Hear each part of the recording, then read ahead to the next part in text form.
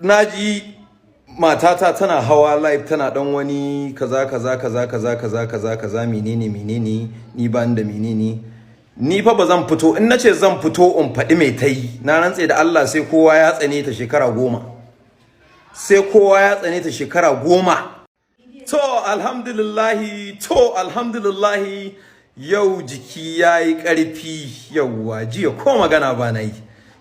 magana ba na yi gani har nayi wanka ma zan tafi shagon salon dina an ga yara na suke aiwatar da aikin su yau so alhamdulillah na son yi amfani da wannan damar in gode wa 'yan matan da suka bani gudunmawa jiya wato doki na gaggawa suka kawo mini yauwa su suka kai na asibiti suka kai ni aka kwantar da ni asibiti suka bibbiya kuɗin duk abin da ma za a yi 'yan mata ne guda 3 ko in ce muku guda 4 yauwa ɗayar ban rike sunanta ba kawar su Hafsat ce yauwa so akwai Hafsat akwai Aisha the Black Beauty sannan akwai Baby Nice ta yi mini kokari ta yi mini halacci jiya ta zo ta yi kujiba da ni yauwa so alhamdulillah sannan ni bana wa kowa nema da wani irin sharri ko wani menene kuma in kun ga ina wani magana ina wasa a social media comedy ne yauwa is my way out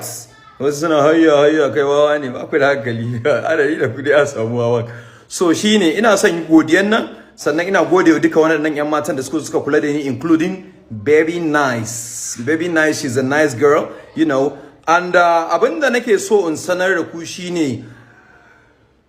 naji matata tana hawa live tana dan wani kaza menene ni ban da menene ni fa bazan fito in nace zan fito in faɗi mai tai na rantse da Allah sai kowa ya tsane ta shekara 10